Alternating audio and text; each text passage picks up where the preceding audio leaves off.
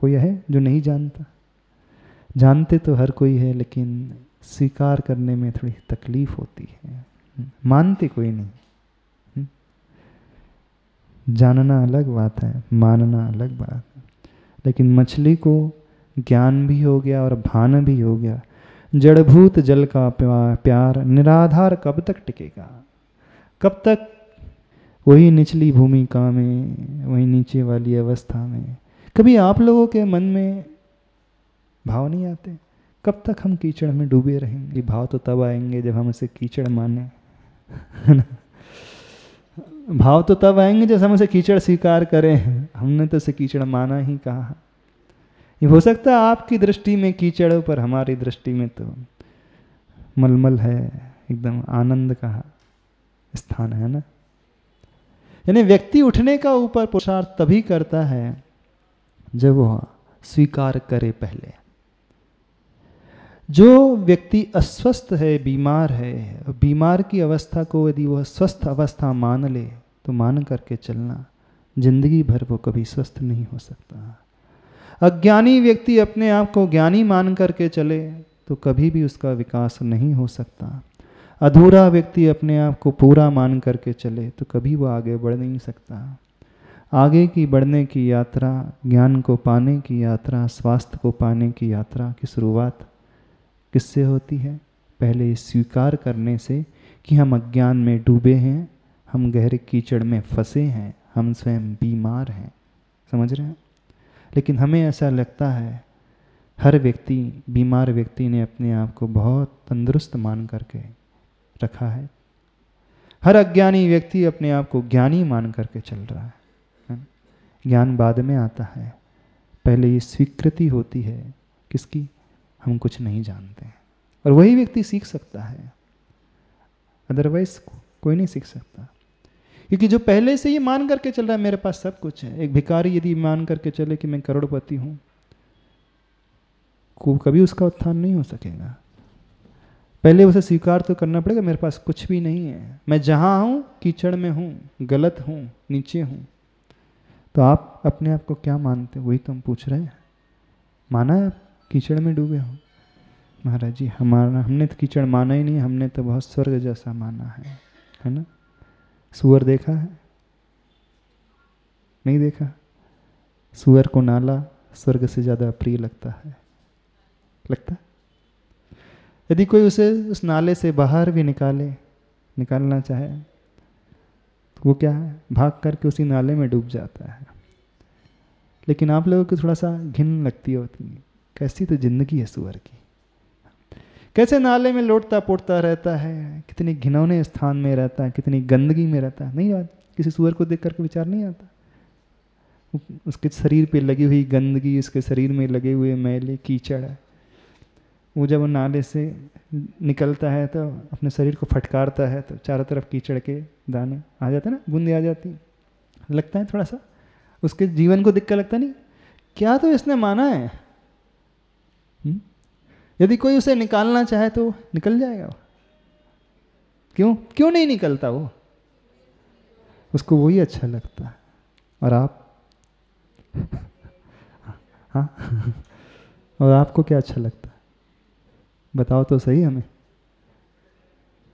हाँ बताइए तो सही हमें, आपको क्या अच्छा लगता है? महाराज जी हम जहाँ हैं बहुत अच्छे हैं, आप क्या जानो नाले का स्वाद क्या होता है।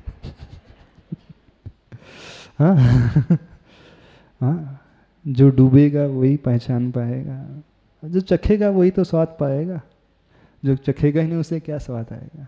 ठीक है ना? कोई अंतर? हम कुछ कह नहीं रहे, नहीं तो आप कुछ कहने लोग महाराज जी आप क्या कह रहे? क्या कह रहे हम कुछ भी नहीं कह रहे। समझदार हो? वैसे आप समझदार हो ना? थोड़ा सा समझो। आखिर आपने किसको स्वर्ग माना है? किसको स्वर्ग माना है? महाराज जी हमारा परिवार स्वर्ग की भांति है। नहीं है? देखो इस पेज नंबर में 68 पेज नंबर में क्या बोल रहे हैं आचार्य भगवान। जड़भूत जल का प्यार निराधार कब तक टिकेगा, वह भी पल में हुआ पलायित छू मंतर कहीं, लेकिन आपका संसार आपके मन से दूर हो ही नहीं रहा। क्या हम करें महाराज जी, जहाँ रहते हैं वही अच्छा लगने लगता है। यो यत्र निवसन्नास्ति स तत्र कुरुते रतिम। जो जहाँ रहने लगता है उसको उसी में आनंद आने लगता है। सूअर को नाले में आनंद आता है, संसारी व्यक्ति को संसार में आता है।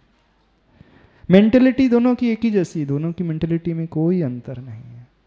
हाँ, कूपमंडूक है ना, कूपमंडूक यही करता है, उसको कुआं ही सबसे बड़ा सारा संसार नजर आता है, उससे बड़ा कुछ नहीं। तो कुएं के मेंढक को भी वही अपना कुआं सबसे बड़ा है, नाले के सूअर को भी वही, और संसारी प्राणी को भी। तो यदि हम मानसिकता की तुलना करें तो कोई अंतर है? हाँ, कैसी मानसिकता है बताओ थोड़े से सुनने वालों। कैसी मानसिकता है महाराज जी? क्या करें, अब संसार में फंस गए हैं। यदि व्यक्ति ये भी स्वीकार कर ले फंस गया है, तो भी समझना उसका उत्थान हो सकता है। कम से कम उसने पहली भूमिका में अपने आप को लेकर के आया है। कौन सी भूमिका? ये वो स्वीकार रहा है मैं फंसा हूँ, यानी वो रियलाइज तो कर रहा है ये संसार स्वर्ग नहीं है।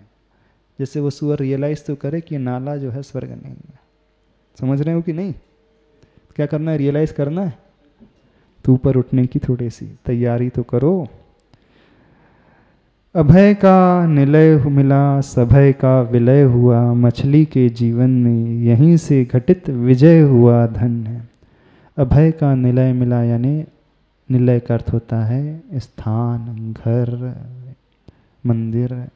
तो अभय का निलय मिला यानी अभय का स्थान मिला, और सभय का विलय हुआ। जो आज तक डर की भावना थी भीतर में, जो भीति रहती थी, उसका विलय हो गया, वो नाश हो गई। मछली के जीवन में यहीं से विघटित विजय हुआ धन्य। अब यहीं से उसकी यात्रा धन्य ऊपर उठने वाली प्रारंभ होती है। अब प्रासंगिक कार्य आगे बढ़ता है। अंग अंग संस्कारित थे, सो संयम के शिक्षा का संस्कार प्राप्त था जिन्हें। वे दोनों हाथ शिल्पी के संयत हो उठे तुरंत, तभी वह शिल्पी रस्सी से बांध बाल्टी को धीमी गति से नीचे उतारता है कूप में, जिससे कि मछली आदि नाना जलचर जीवों का घात होना टल सके, और अपने आत्म तत्व को यहाँ और वहाँ, अब और तब, कर्म कर्म फल सो ना छल सके। कैसे अहिंसा का पालन होता है। आप जब पानी खींचते हो तो ये ऊपर से फेंकते हो बाल्टी को, जितनी स्पीड से वो पानी ऊपर आता है उतनी ही स्पीड से बाल्टी नीचे जानी चाहिए। आप जोर से किसी को फेंको ऊपर से नीचे, चोट लगती है कि नहीं? कभी आप ही पानी में कूदो जो स्विमिंग करता है, तो देखो कैसी चोट लगती है। 6 फीट के इंसान को इतनी चोट लग सकती है। तो जो 6 mm से भी छोटे जीव रहते होंगे उनको क्या हो जाता होगा? उनका तो राम नाम सत्य हो जाता होगा, नहीं? उनका तो प्राणांत ही हो जाता होगा। कैसे अहिंसा का पालन हो रहा है, समझो। अब प्रासंगिक कार्य आगे बढ़ता है, यानी अब स्टोरी थोड़ी सी और आगे बढ़ रही है। समझना क्या चल रहा है, नहीं तो आप भूल जाओ क्या चल रहा है। समझ में आ रहा है? नहीं। अंग अंग संस्कारित थे, तो संयम की शिक्षा का संस्कार प्राप्त था जिन्हें। यानी जो व्यक्ति स्वयं संस्कारित होता है, जो अभ्यासी होता है, जो संयम का पालन स्वयं पहले से करता हुआ आया है, जिसके हृदय में दया रहती है, करुणा होती है, उन जीवों के प्रति सद्भावना होती है, ऐसा था वह शिल्पी। संयत हो उठे तुरंत, तभी वह शिल्पी रस्सी से बांध बाल्टी को धीमी गति से नीचे उतारता है कूप में, जिससे कि मछलिक आदि नाना जलचर जीवों का घात होना टल सके। स्पीड से फेंकोगे तो हो सकता है मछली की बॉडी के ऊपर जाके गिरे तो। और अपने आत्म तत्व को यहाँ और वहाँ, अब और तब, कर्म कर्म फल सो न छल सके। यानी वो सारे के सारे छोटे छोटे जो जीव हैं वो इधर उधर तितर बितर हो जाते हैं। यदि स्पीड से फेंकी जाए तो हो सकता है उन्हें वह कर्म का फल किसी दूसरे निमित्त से मिल जाए, उनके प्राणों का घात हो सके। लो हाथों हाथ, पेज नंबर 70 में, लो हाथों हाथ संकल्प फलीभूत होता सा, स्वप्न को साकार देखने की आस भरी, मछली की शांत आंखें ऊपर देखती हैं। उतरता हुआ यान सा दिखा, लिखा हुआ था उस पर, धम्मो दया विशुद्धो तथा धम्मम शरणम गच्छामि। ज्यों ज्यों कूप में उतरती गई बाल्टी, त्यों त्यों नीचे नीर की गहराई में झटपट चले जाते प्राण रक्षण हेतु मंडूक आदि अनगिन जलीय जंतु। बाल्टी तो कहने के लिए है, और उस बाल्टी पे लिखा हुआ है धम्मो दया विशुद्धो। वैसे कोई लिखता है? लिखता नहीं है। लेकिन जो व्यक्ति धीरे से बाल्टी नीचे उतार रहा है तो वो अंडरस्टूड हो जाता है कि ये व्यक्ति दया से भरा हुआ है। संकल्प फलीभूत होता दिखा उस मछली को। कौन सा संकल्प लिया था? उसने ऊपर भूपर जाने का संकल्प लिया था, नीचे से ऊपर उठने का संकल्प लिया था, पाप से शुद्ध अवस्था तक पाने का संकल्प लिया था, विकृति को छोड़कर प्रकृति तक आने का संकल्प लिया था। हाँ, गंदगी को छोड़ करके अच्छा स्वच्छता का संकल्प लिया था। वो संकल्प अब उसे दिख रहा है कि फलीभूत हो रहा है। स्वप्न को साकार देखने की आस भरी मछली की शांत आंखें ऊपर देखती हैं। कुछ आ रहा है जो उसे ऊपर उठा करके ले करके जाएगा। आपको कौन ले करके जाएगा ऊपर उठा करके? गुरु कि काल? हाँ, ऊपर उठा करके कौन ले करके जाएगा? गुरु ही ऊपर है। वो यान आ रहा है। मछली की शांत आंखें ऊपर देखती है, उतरता हुआ यान सा दिखा उसे। लिखा हुआ था धम्मो दया विशुद्धो। धर्म जो है दया से विशुद्ध है। धर्म वही होता है जो दया से विशुद्ध होता है। जहाँ दया होती है वहीं धर्म होता है, और दया के अभाव में धर्म नहीं होता है कहीं पर भी। चाहे वह कोई भी क्रिया क्यों ना हो, दया से सहित है तो मान करके चलना वह धर्म की क्रिया है। और धर्म के निमित्त भी यदि दया से रहित होकर के किसी को घात पहुंचाएगा तो वह धर्म नहीं, वह अधर्म हो जाएगा। धर्म का नाम लेकर के भी यदि किसी का घात होगा, किसी के प्राण निकलेंगे, किसी की बलि चढ़ाई जाएगी, तो वो धर्म होता ही नहीं। धर्म की परिभाषा जो दया से सहित, हमें जो अपने लिए अच्छा लगता है वही दूसरों को भी वैसा ही अच्छा लगता है। धम्मो दया विशुद्धो धम्मम शरणम गच्छामि। धर्म की शरण में मैं जाता हूँ। आप किसकी शरण में जा रहे हैं? आज तक न जाने किन किन की शरण मांगी, किन किन की शरण को पाया, लेकिन चत्तारी शरणम में धम्मम शरणम पवज्जामि या धम्मम शरणम गच्छामि वाली बात नहीं आई।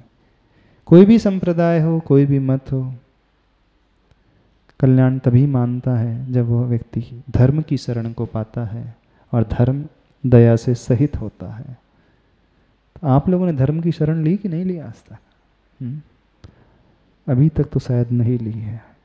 ज्यों ज्यों कूप में उतरती गई बाल्टी, त्यों त्यों नीचे नीर की गहराई में झटपट चले जाते। पानी की गहराई में जो रहने वाले जली जंतु हैं, मछली है, मेंढक है, और जो छोटे छोटे जीव हैं, प्राण रक्षण हेतु मंडूक आदि अनगिन जलीय जंतु इधर उधर चले जा रहे हैं अपने प्राणों को बचाने के लिए। बताओ कैसा धर्म आपका है और कैसी शरण आपकी है, किसकी शरण आपकी है? किंतु हलन चलन क्रिया मुक्त हो अनिमेष अपलक निहारती है उतरती बाल्टी को। रसनाधीना रस लोलूपा सारी मछलियाँ वे भोजन इससे कुछ तो मिलेगा इस आशा से। अब जिसको जो चाहिए था वो वही इंतजार करता है।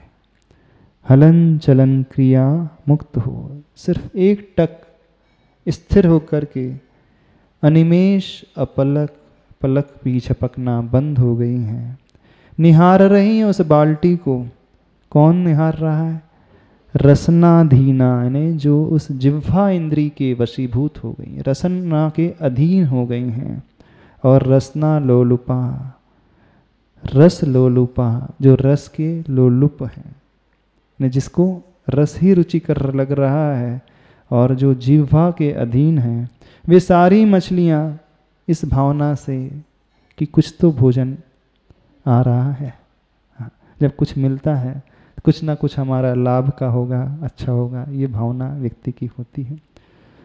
तो एक को कुछ और नज़र आता है, दूसरे को कुछ और नज़र आता है। दृश्य एक ही होता है, क्रिया एक ही होती है, नहीं होती? होता है कि नहीं? मछली को तो वो यान दिख रहा था जिससे मेरा कल्याण होगा, उस मछली को जो संकल्प में अधीन हुई थी। और अन्य मछलियों को दिख रहा है भोजन। दृश्य एक ही है, बाल्टी आ रही है, लेकिन चिंतन सबका अलग अलग है, नहीं अलग अलग। बस यही सब कुछ होता है। हम उसी क्रिया को, उसी दृश्य को देख करके क्या स्वीकारते हैं, क्या सोचते हैं, वही हमारा भीतर का भाव जो होता है निर्धारित करता है कि हम किस प्रकार के हैं। पर यह क्या वंचना, खाली बाल्टी देखकर उसे नूतन जाल बंधन समझ सब मछलियां भागती भीति से। मात्र संकल्पिता वह मछली वहीं खड़ी है, साथ एक ही सखी है उसकी, और उस सखी को कुछ कहती है वो, चल री चल इसी की शरण ले हम, धम्मो दया विशुद्धो यही एकमात्र है, अशरणों की शरण महा आयतन है यह, यही हमारा जतन है, वरना निश्चित ही आज या कल काल के गाल में कवलित होंगे हम। क्या पता नहीं तुझको, छोटी को बड़ी मछली साबुत निकल दी है यहाँ। समझ रहे हो? हाँ, नूतन, जब खाली बाल्टी आ रही है तो सबको लगा कि कोई जाल तो नहीं आ रहा है। हाँ, सब इधर उधर भाग रही हैं, सिर्फ एक ही डटी है, खड़ी है। कौन? जो संकल्प को लेकर के चल रही है, ऊपर उठने के संकल्प को लेकर के चल रही है। संकल्प को लेने वाले बहुत कम होते हैं दुनिया में, है ना? ऊपर उठने वाले बहुत कम होते हैं, सब इधर उधर भागने वाले ज़्यादा होते हैं।